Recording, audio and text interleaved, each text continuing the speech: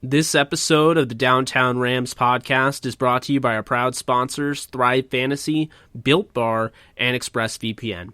Now, using promo code DTSN, our listeners can get $20 bonus cash on a deposit of at least $20 on Thrive Fantasy, 10% off their Built Bar protein bar order, and 35% off their ExpressVPN annual subscription. Once again, all you have to do is use the promo code DTSN and tell them the Downtown Rams podcast sent you. Now enjoy the show. Aaron Donald creates the fumble. Goff goes crashing into the end zone. It is intercepted by Jalen Ramsey. Robert Wood, touchdown. Picked off by John Johnson. Touchdown, Tyler Higbee. Cooper Kupp plucks it out of the air. Henderson with a good run and a first down. Still on his feet. Touchdown, Van Jefferson. Everett in stride. Wow. LA will play for the Lombardi. All right, guys, welcome back to Downtown Rams. As always, I'm Alexis Kraft, joined here with my co-host Jake Ellenbogen, and we are coming to you tonight after a Rams win, and it's not just any win, it was a divisional matchup win against the Seattle Seahawks. The Rams were able to beat the Seahawks in LA 23-16. It was a great game. It was close, and we were happy to see the Rams come out with a win. So we're obviously going to break the game down for you guys, but just kind of a quick overall synopsis of the game is that, basically our offense and our defense did what they needed to do. Now, there were some things, obviously, as always with any team, that could be improved on or need to be corrected before the next game. But I really want to give this game to our defense because Seattle Seahawks offense is one of the better offenses in the league. They have Russell Wilson, who's one of the better quarterbacks in the league, and the Rams defense really made him look silly. And Jake, I'll let you elaborate more on that, but I kind of feel like Russell Wilson looked really disoriented, especially towards the end of the game. There was a lot of things that he did that were really questionable, like sliding instead of going out of bounds and not paying attention to the play clock. But really, that's kind of a testament to the Rams defense putting the pressure on him. Well, Alexis, I absolutely agree with you. And I think, this has been kind of a long time coming. I said, as great as Russell Wilson has looked, this isn't going to last forever because even he is playing out of his mind. Here's the thing, the let Russ cook mantra was really cool at one point or another, throwing 4 touchdowns, clearly looking like the MVP in the league. But the fact of the matter is, he doesn't have Chris Carson. He doesn't have Carlos Hyde. And letting Russ cook has been basically the offense. And the problem with that is you become very susceptible to game planning against. And when you go up against good defenses, they can stop you. And so, I just looked at this game and I felt coming in, the Rams were going to win this game. I felt they had to win this game. I wouldn't call them a desperate team saying they're at 5-3 coming off the bye. But the way they lost to Miami made me feel like they were coming in thinking they might be a desperate team. And, they came out and, they take the lead up 3-0, settling for, a 20-something yard field goal. I hate when that happens, but then they give up a touchdown, rushing touchdown, 13-yarder to Alex Collins. And then after that, it was like the clamps went on and the Rams really controlled the entire game. They punched Seattle right in the mouth, and Seattle had no response. Russell Wilson got out and had opportunities. He scrambled outside the pocket, did his usual improvisational off-script, play that he normally rolls with. But it was to no avail. They couldn't really get anything going. This is what happens when you have, what I believe after tonight, watching the Ravens lose to the Patriots. I do think this is the best defense. I know the Ravens were in contention. And statistically, I think they have 3 points less that they've given up than the Rams. But I think the Rams defense is by far the best in the league. I think they've been the most consistent. They have an anomaly game, a game that you can kind of throw away against the Bills.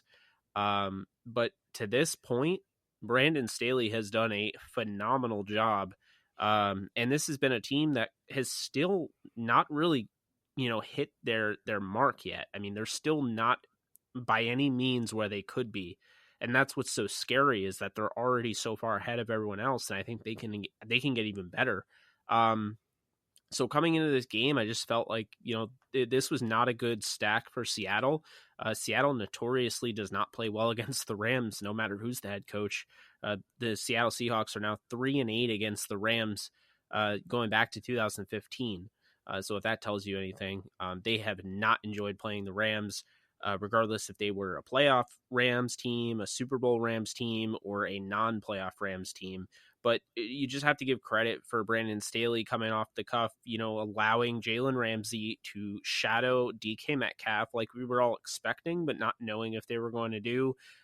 It really hurt Russell Wilson because he had to throw to guys like Freddie Swain and Greg Olsen and, DJ Dallas and Travis Homer, because Tyler Lockett on the other side I think he was getting shut down. He had 9 targets. He only came down with 5 of them, with Darius Williams, who, if you don't know his name by now, he's turning into a star right before our eyes. He shut down Lockett, in my mind, 5 catches, 66 yards. This was a phenomenal performance by the defense and the offense, and Jared Goff. They really bounced back from last week. They didn't put up the points that you were looking for with only 23, but they, took over the game. I mean, they really just never let it go.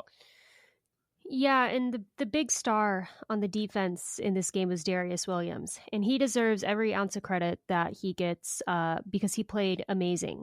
And the reason that Darius Williams was able to play amazing is because of Jalen Ramsey. Now, someone might hear that and say, well, Jalen Ramsey, didn't get targeted. Well, there's a reason for that. Russell Wilson, and you kept hearing the announcers say it, like Russell Wilson didn't even look towards Jalen Ramsey. Like he had already made up his mind that he did not want to throw the ball Jalen's way. So because of that, he had to throw it towards the other, defensive backs, particularly Darius Williams, who was playing cornerback. So that means that Darius Williams got all the targets and he made the most out of those targets. So it's kind of like the Aaron Donald effect, right?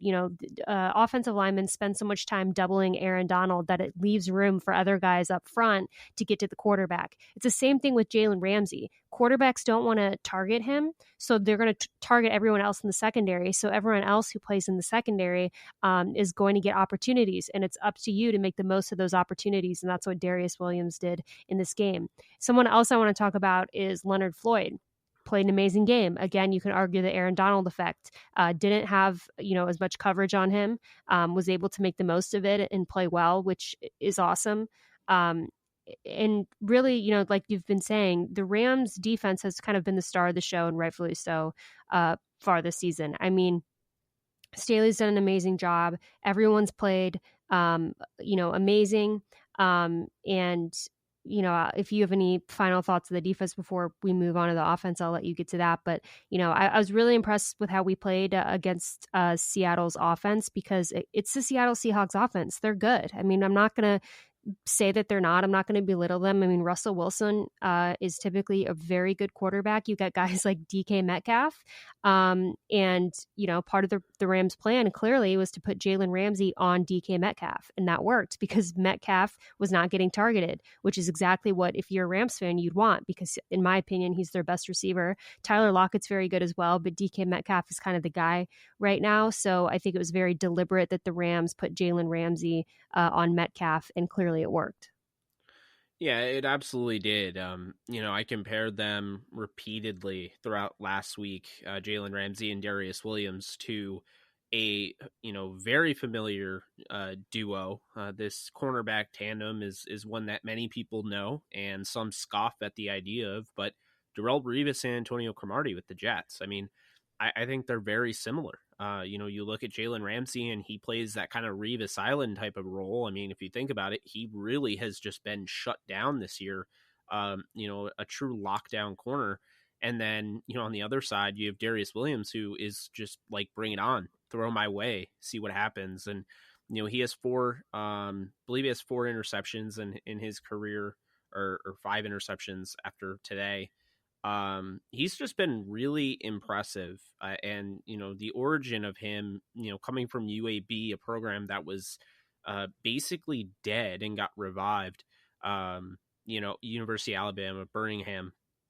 he comes from there, goes to the Ravens, balls out in preseason. They let him go, trying to bring him on the practice squad, and the Rams claim him. So ever since then, he's really made the most of his, most of his stay with the LA Rams. Really more of a depth piece. And I think at the end of the year, with all the injuries, he was able to kind of sneak his way into the starting lineup and really put together a phenomenal last quarter of the season. And he carried it into this season. So he's the real deal. This isn't like a fluke thing. He's now been doing this. He did it last year, at the end of last year. Now he's doing it again. His interception against the Eagles game in the Eagles game doesn't get talked about enough. That game was entirely changed. It was a blowout. The Rams blew out Carson Wentz and the Philadelphia Eagles. But that game was changed because Carson Wentz was driving to, I believe, either tie the game up or make it a closer game. And his interception, diving in midair in the end zone, right in front of JJ Arcega-Whiteside, that was somewhat open at that point, was a game changer in that one. And then you talk about the Giants game, how he sealed the deal in the red zone. Another diving grab, picking off Daniel Jones, and then, the 2 interceptions this time around. It's just, he has been so vital for this team. And I mean, if in a 23-16 ball game, his interception in the red zone today, we don't know what the game ends up being if Seattle scores there, because that was coming right off a Jared Goff strip sack. So we don't know. I mean, they were set up to score. So that was huge. I just think he's done so much. And, let's be honest here. Aaron Donald didn't really do a hell of a whole lot in this one. Didn't get on the stat sheet at all. I think when Donald doesn't play his best and they're still able to shut down their guys, and you're still getting, 2 sacks out of Terrell Lewis and a sack out of Brockers and 3 out of Floyd. I mean, that's how this defense is legit. It can be the Aaron Donald effect based on how much attention he garners, but you can't for a second, basically nullify what those guys are doing in this, in the game. And so, I think obviously this defense can get better, and it's going to suck for them not having Burgess. And now, of course, Taylor Rapp was actually injured in the game, sprained MCL, would likely miss 2 to 4 weeks. That's normally what a sprained MCL will garner. But I was just really impressed, all in all. Nick Scott, I thought, played well in limited opportunity. It's great to see Jordan Fuller back out there. Thought Kaiser was solid. And great to see Ashawn Robinson as well, as they kind of ease him into his role. I don't know. I just think this defense is just trending upward. And, kind of moving on the offense here, I think the offense is trending upward. And I know the 23 points doesn't really say a hell of a whole lot, but when you look at Jared Goff today, 27 to 37 for 302 yards. He had the forced fumble on him, which I called, by the way, with Jamal Adams. But the fact of the matter is, I don't worry about the touchdowns. He didn't throw an interception, which I feel good about. And the touchdowns, he put the Rams in, he put the Rams at the goal line for those 3 touchdowns to Henderson and 2 of them to Brown. I'm not going to penalize Jared Goff for not throwing touchdowns when he led his team into the red zone. I thought there were times he missed the jugular throw to Tyler Higbee. If he hits him there, the game's over right then and there. The Rams are up 30 to 13 at that point in time. But still, I thought, he hit a throw to Tyler Higbee that was right on the money.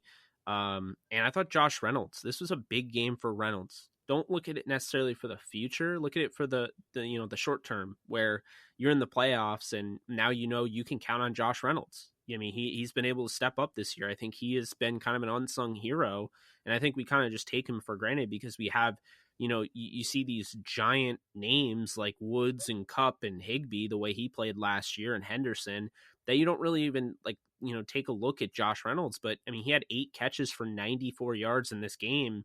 And in the same breath, I mean, the running game, on paper, it may not look good with Akers, 10 carries, 38 yards, Malcolm Brown, 6 carries, 33, and Darrell Henderson, 7 carries for 28, but 3 touchdowns combined for those 3 backs, and they went over 100 yards. So, it was a little different. It's a different path, but I definitely didn't mind this approach. And I do want to say that this approach, I know some people were worried about the running game.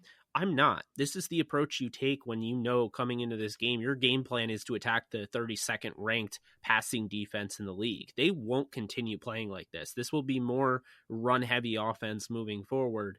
But this is how it turned out and gave them their best chance to win this football game. Yeah, I'm starting to call the Rams offensive backs, the running back group, the three-headed monster.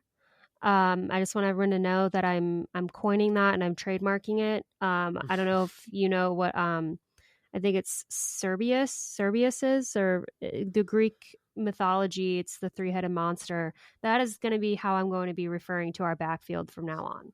So Because it's true. Cerberus, right? I think it's Cerberus or whatever it is. The three-headed monster is a lot easier to say.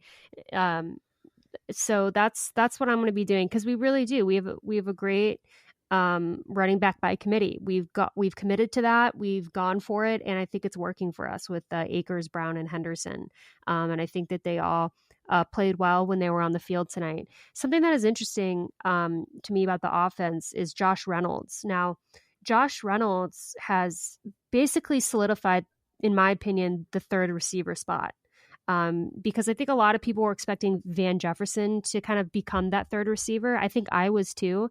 But the way that Josh Reynolds is playing, and I'm just speaking, for me personally, it does kind of in my mind kind of question again taking a receiver in the second round, because typically you don't draft your fourth receiver in the second round. It's kind of the same thing like with Bryson Hopkins. Taking Bryson Hopkins when you have Higbee and Everett, who continue to play well and get most of the touches. And that's just something that I think is interesting. And I would assume that a lot of Rams fans are thinking, because in my mind, I'm thinking, okay, if you're not going to use Van Jefferson more than Josh Reynolds, why would you take him in the second round? Why would you take a tight end so high when you're not going to use him? Just looking at a Rams team that clearly has needs elsewhere. That's something that I was really thinking about this game, because Josh Reynolds played really well and was targeted a lot. And the more that he gets targeted, the less that Van Jefferson does. So it's definitely something to think about. Yeah, it's a good thought there. The thing is, I think both moves were done in the idea that there's a good chance neither of those guys, Everett and Reynolds, come back. So when you find a guy that you just fall in love with as a scout, and then the GM, you pitch that idea to the GM, and the GM's all over it, and then the head coach is behind it, like that's probably what happened with both Van Jefferson and Bryson Hopkins. And I don't think that they wanted to go into a draft in 2021 and have to go through the motions of grooming a rookie receiver to immediately take over for Josh Reynolds, and like a rookie tight end to immediately take over for Gerald Everett, when they have a lot fewer picks next year, and you can do that whole kind of welcome the NFL intro, the grooming, what have you, this year. And so I think that was the idea going into it. I didn't think that before, but I feel like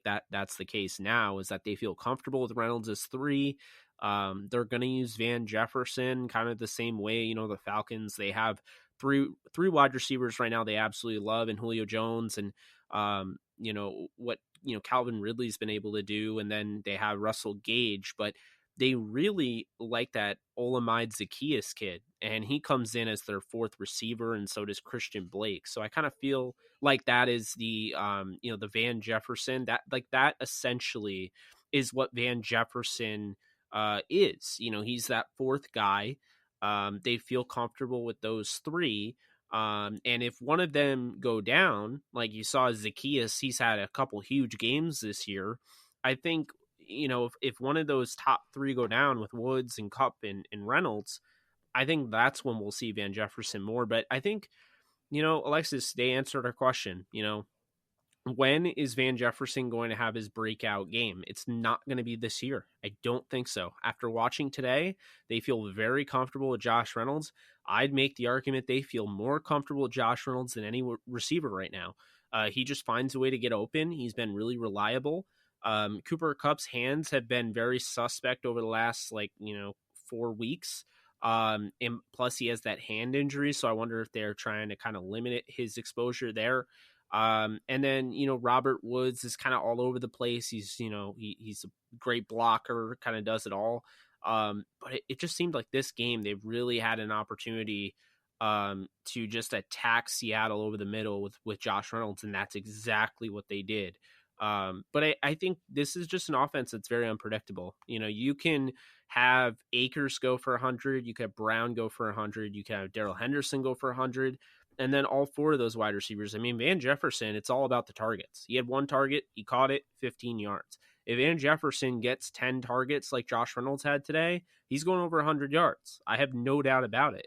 I just think it's a matter of usage and plan, and I don't think that they necessarily want to use Van Jefferson over Josh Reynolds right now. I know long term they look at Van Jefferson as the guy, but I think Josh Reynolds and Gerald Everett, they don't just look at as, oh, we're going to get Van Jefferson, Bryson Hopkins reps. They look at those two guys as they're the best guys to be in there if we want to win right now. And that's the thing, is this is a team, after watching today, I got to tell you, Alexis, this is the best team in the NFC. And, I think they're going to be playing for the number one seed. And I agree with them. If they feel like Reynolds and, Everett are the two best guys over, Van Jefferson and Bryson Hopkins to win football games, I got to say I agree with them because, they would know. They've been around Reynolds for a while and, Gerald Everett as well. So that's my thoughts on that. Yeah, and I would be remiss if I didn't bring up Big Wit right now, who got hurt. We all collectively kind of went into shock, and he's obviously one of everybody's favorites, and he's a huge part of that offensive line. I mean, he is arguably the offensive line. He's the leader not only of the offense but of the offensive line, of course, at that left tackle position. The good news is that based on tests that they did today, it doesn't appear that it's an ACL injury. However, they believe he tore his MCL and has damaged his PCL. So he's going to miss some time. He's most likely going to miss the rest of the season, although they are optimistic that he comes back. But whether he comes back or not, what we as fans, and obviously the team have to think about now is what's going to happen at left tackle for at least the next several weeks. If he comes back, it's not going to be towards the very end of the season, maybe not even until the playoffs. So for me, when I look at that left tackle position, if you look at the Rams depth chart, it's Whitworth and then it's Tremaine Ankrum, who has not been active, and I'm not quite sure if that's because of injury or not, but I think regardless, what I would like to see happen at that left tackle position is Bobby Evans. And I know that that's controversial for me to say based on the way that I felt about Bobby Evans during the draft process and during the first part of the Rams season last year. But when I'm looking at the depth chart, I'm not really seeing anyone, and I'll hand this to you, that can play that tackle position except for maybe Noteboom. But to me, Noteboom is better at guard. So if you're going to put Noteboom in instead of Bobby Evans, I would almost put Noteboom at a guard position. And then, I don't know. I don't think David Edwards can play tackle. Can David Edwards play tackle? Austin Corbett's not really a tackle. You're probably going to have to shuffle some guys around, is basically what I'm saying. Unless you just go ahead and put in and move Bobby Evans from that backup right tackle position to left tackle. Well, you said it the best, and exactly why I wouldn't do it. You're going to have to shuffle guys around, and I think it's really important, you have 5 guys on the offensive line that have the continuity and have that understanding of where everyone's role is. And when you start shuffling, multiple guys, I think that's when you can run into issues. I like where they're at right now. And Noteboom, I think they once again, we learned a lot about today's game. And we've learned that Noteboom is actually, despite what many people thought with the draft pick of Bobby Evans, Evans is the long-term right tackle. Evans is going to be taking over for Havenstein. But they proved today that they like Noteboom as their left tackle because he came in and Bobby Evans did not. And both are active. So, to me, I agree with them. I think, people are very quick to dismiss Noteboom. Noteboom is not a guard. They put him in at guard to, wait because there wasn't a spot for left tackle. and then they brought Whitworth back because they found out that he didn't want to retire.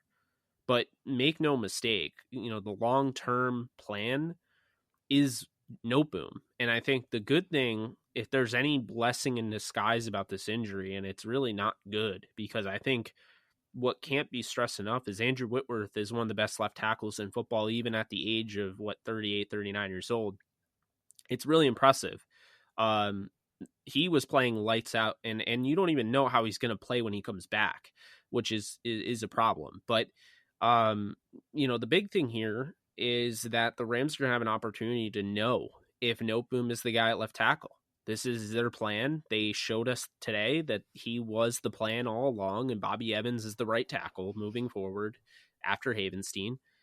But we're going to know, because if Noteboom comes out and he struggles mightily and it gets bad, like Greg Robinson level bad, the Rams will probably be done with that. They'll either try Bobby Evans there, they'll change their plan and probably attack the left tackle position in the draft. But I don't see that. I think, Noteboom is a very, very athletic left tackle. He's had some injuries. I am a little concerned about that.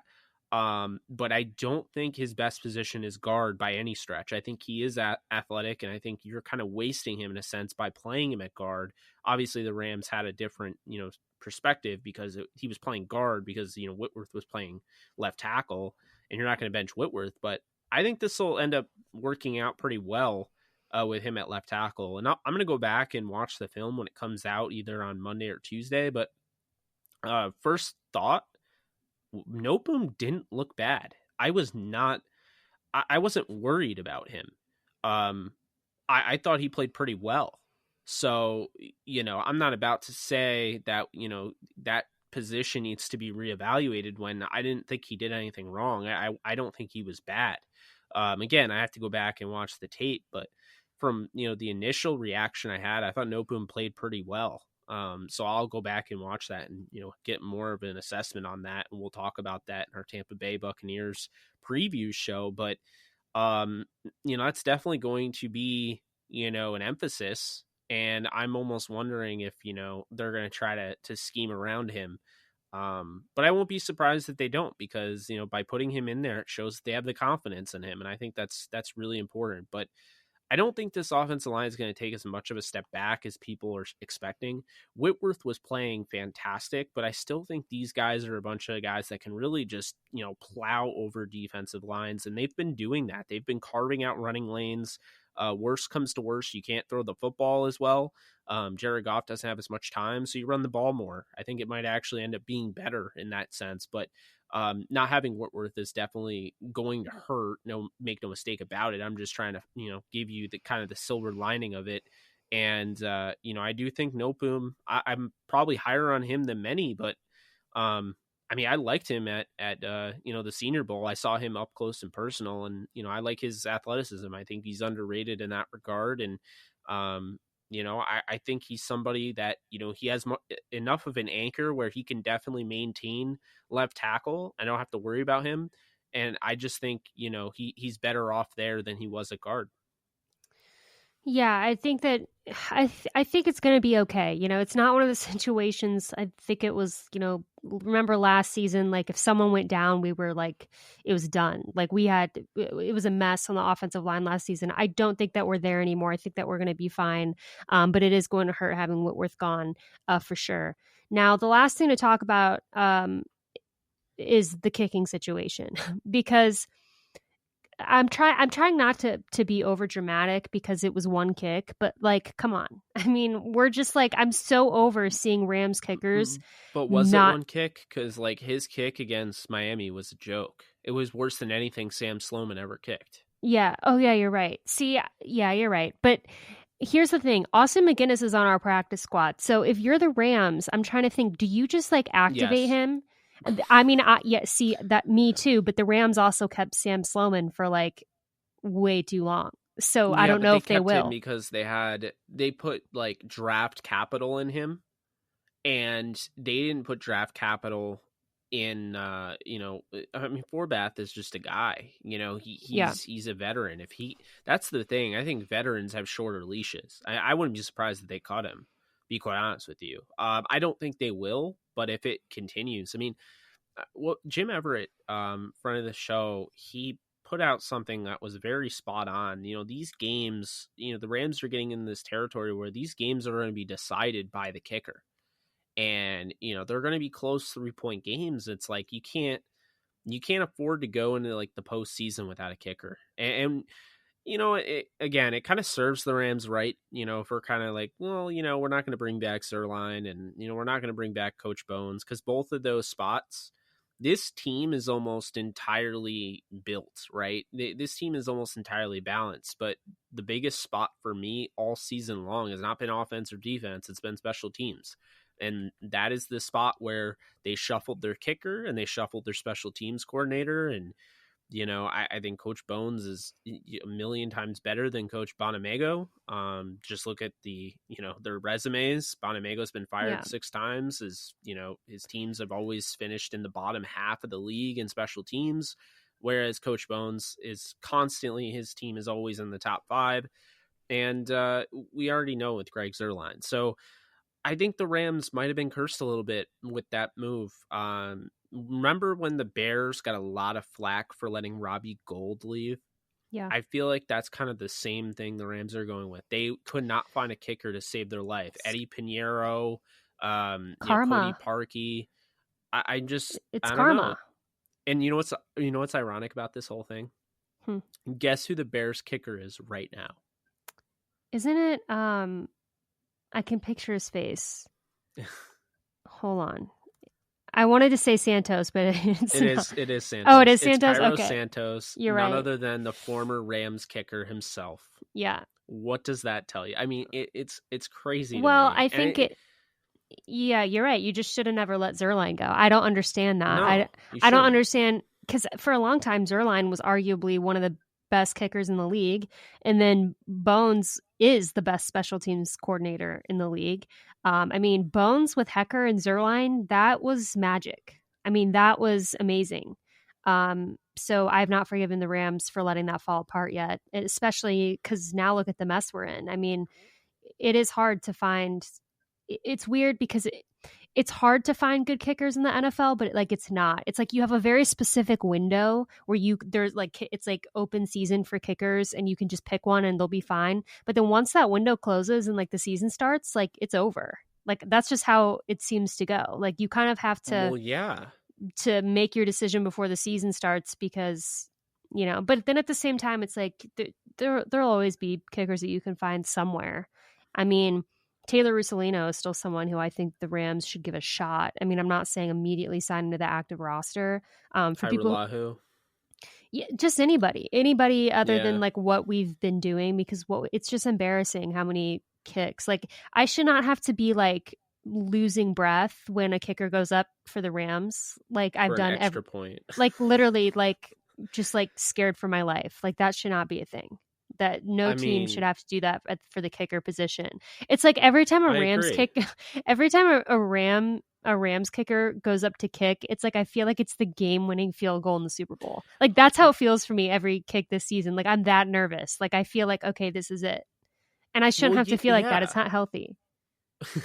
I mean, I remember, I think my dad said it best. We were watching Sloman and he missed a field goal, and we never really look at field goals or anything. Normally when they score a touchdown, we're on our phones or something and just assuming, not field goal, extra point, we just assume that they're gonna make it. It's almost that's just been our habit with Greg Zuerlein.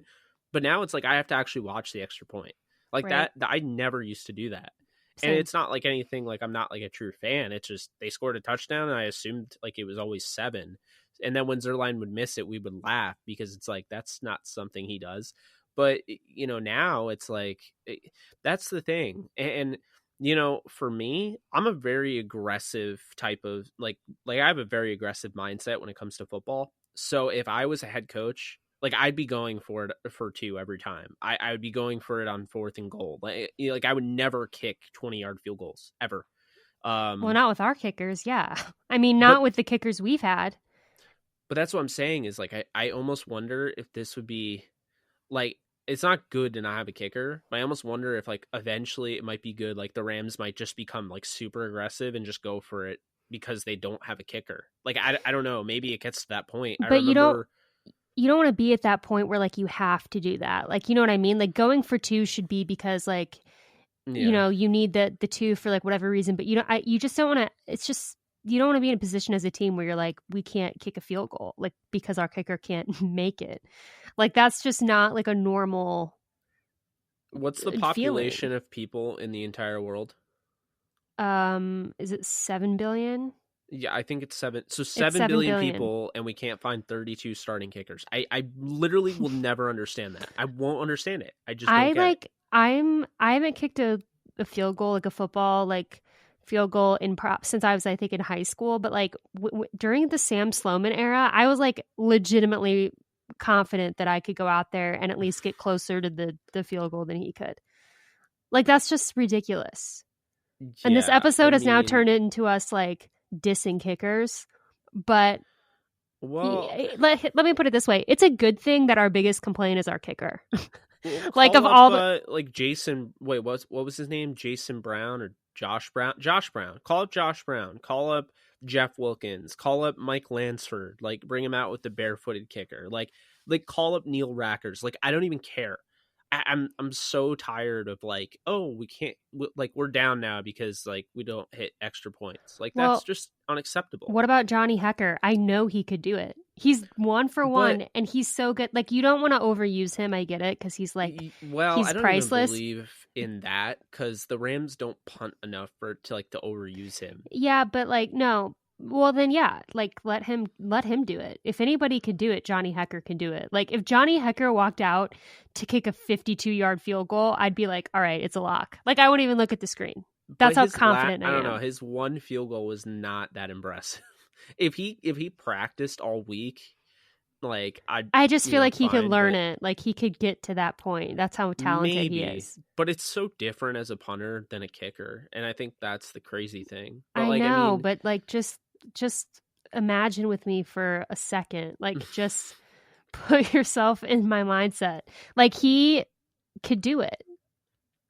You have to. I'm confident that he could do it. Now, I'm being a little like dramatic, but I'm just saying compared to the other kickers we've had, you know. Well, who's our backup kicker if Johnny Hecker goes down? You mean punter? I don't think we have one. Kicker. Well, Austin McGinnis because he's on the practice squad. But like if they don't, they have to activate him before the game. If Johnny Hecker were to get hurt during a game, what is going on? Like the Rams are going to have to go for it on like 4th and 20. No, they send Aaron Donald out there, and the rule is that he just gets to put 2 hands on the ball and do kind of like the javelin throw with it, and it goes as far as he can get it down the field, and then that's the punt. That's a rule that they added this year. I see. So, do you know who the backup behind John Wolford is at quarterback? I think it's Hecker. No, it's fourth? It's Cup. Oh, really? Okay. Yeah, well, I know Hecker's in there. Fourth is actually Cam Akers. That would be fun. Quarterback in high school, so. Hey, I'm all for it. I mean, I'll be honest with you. After watching tonight, Jacoby Myers throws a better ball than Cam Newton. I mean, yeah, it's like when Edelman. Remember when it was like Deflategate and Tom Brady was out, and then Garoppolo got hurt, and then I forget who was at quarterback, but the Patriots legitimately like thought they were gonna have to start Julian Edelman at quarterback. Brissett got hurt. Yeah, and I was like really pulling for it. Like I was like legitimately excited. I might have rooted for him that game if that had happened, but I was like super excited for that. Just because it's like a freak of nature thing. Whenever you see, you know, how often does that happen in the NFL where someone who doesn't play quarterback goes in at quarterback, except for like trick plays, you know, where it's like 1 or 2, but like an entire game. Yeah, who's the one receiver that can really throw it? Sanu. Maybe, yeah. Well, I was about to say Odell Beckham because he can too. Oh, yeah, he can definitely throw it too. And he's thrown bombs. When he was on the Giants, he threw one to Saquon Barkley. I remember that. He threw one this year. I think it got picked off, but it wasn't a bad pass. But yeah, getting totally off topic, but I do think I agree with you with the kicking situation. I don't think like you're premature or anything. I mean, I think the best way to put it is they had capital invested in Sloman. Sloman failed. So they cut him, but they gave him opportunity after opportunity with Cairo Santos, with Forbath. Like, if he doesn't do it, like, that's it. Like, you cut it because he's a veteran. There's no developing. It's just, he's a veteran. He has to kick. Like, and the thing about kicking is they kick during the bye. They kick all the time. If that's your job, like, you have to, you can't be missing 40-yard field goals, or you can't be missing, or barely making the 20-yard field goal at the beginning of the game. I mean, it's just ridiculous. It's unacceptable. Yeah, I agree. I think it's it's unfortunate that we're in this position to now have to I'd call Russolino up. I'm in agreement with you. I think Russolino is probably. I said that when I was covering the Blackhawks. When I was covering the Battlehawks, I said that Taylor Russolino should be in the NFL. Like, he clearly had the best leg in the XFL. Ironically, Austin McGinnis is the one and he was the second best. But I think Russolino was better than him in the XFL. I agree. We'll see. I mean, something is going to have to give at the kicker position. So who knows? I honestly don't think that Kai Forbath will be our kicker come the end of the season. I just don't think, just based off what I've seen, I don't think he will be. I think it'll be someone else. Who? I don't know.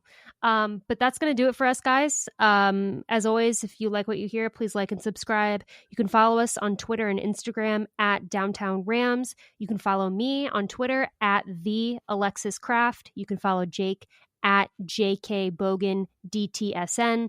We will be back later this week with our Tampa Bay Rams preview game. But until then, take care, guys, and we'll see you soon.